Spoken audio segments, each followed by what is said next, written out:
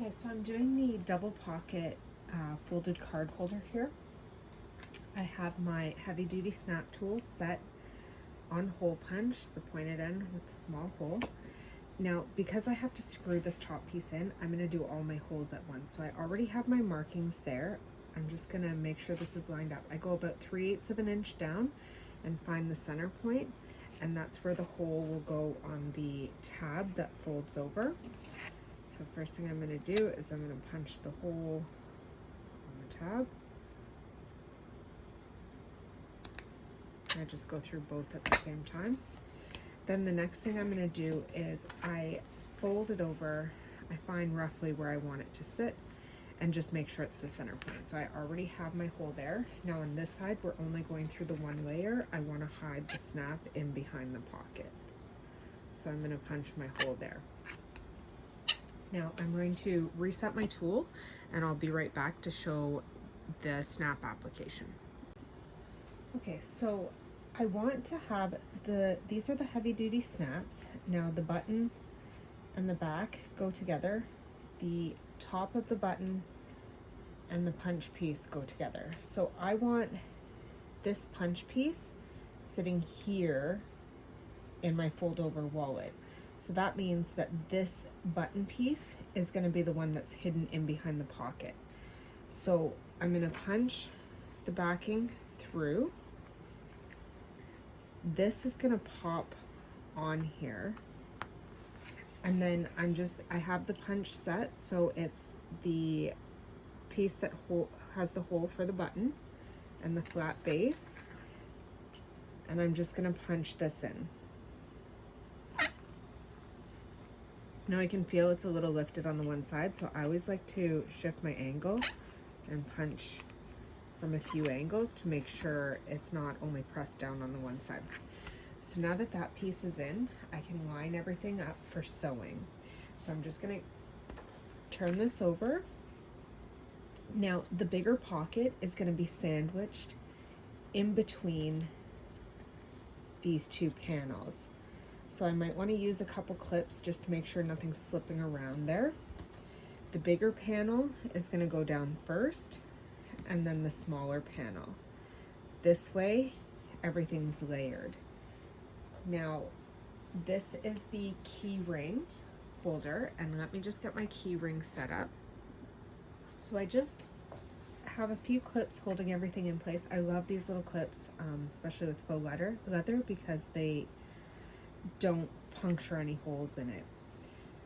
So this little keyring tab, I do want sitting close to the center. I don't want it too close to the top here because I don't want to put too much strain on that part. So I'm just going to tuck it down a little bit, and I want to catch that in the seam that I'm sewing around the edge. So make sure it's nice and straight, and then just use that clip to hold it. So I'm going to sew all the way around. I'm going to use a 2.5 stitch length, except when I do this top curve, I'm going to reduce down to a 1.5 stitch length, and I'm going to go really slow to keep a nice clean curve. Once I have that sewn, I'll be right back to show the snap application. So a few of the tools I use, so I like this clear foot when I'm working with really precise points that I want to line up. It just makes it a lot easier to see and guide my fabric through to keep my edge nice and straight. The other tool I really like is as you're sewing through the machine, you're fine coming over this way, but when you get to these ends, you have to make sure that you're pressing them under so that they go under the presser foot. So this tool works really great. It keeps your finger away from the needle so you don't risk putting the needle through your finger, which is very painful. And it helps you guide and just press through as you're sewing. This purple thing is a great tool all around. I use it for many, many things. But in this application, it really helps guide as you're coming across this top piece so it doesn't curl back on you. Just guide it through. So those are two of the tools that I really like for this application. Now you can see up here around this curve, I went really slow. I reduced my stitch length so that I could get a nice clean curve. And I don't use the foot. I actually turn the wheel by hand. So I turn a few stitches, shift, turn a few stitches, shift to get a nice clean turn around that curve so it's not messy and you don't see any points sticking out.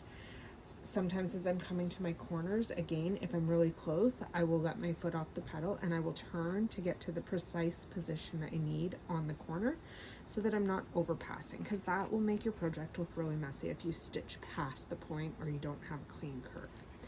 The last point on this is you can't really tell where I started and finished.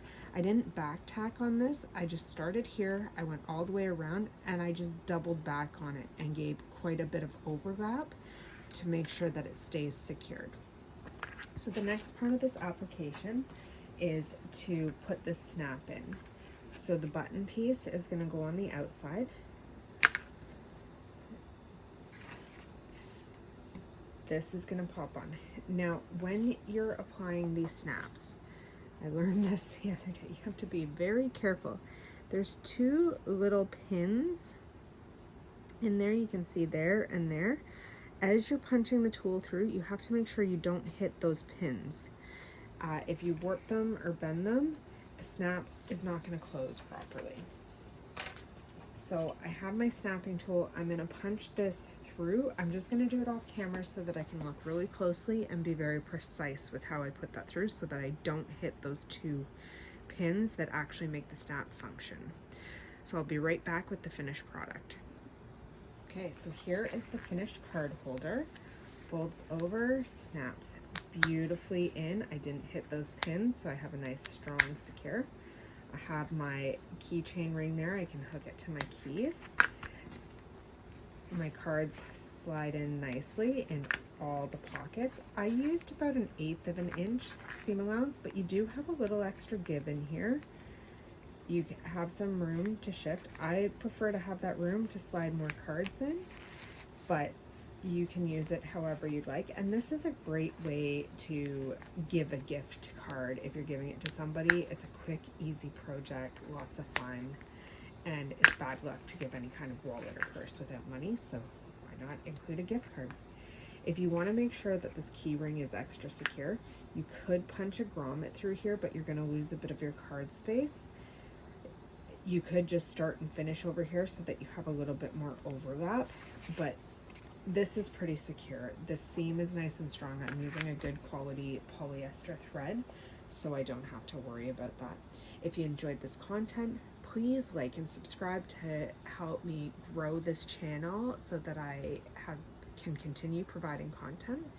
If you like this file, this design, the Cricut cut file is available on my Etsy shop. The link is below in the description of the video to take you right to that listing. It comes with a few other designs with it.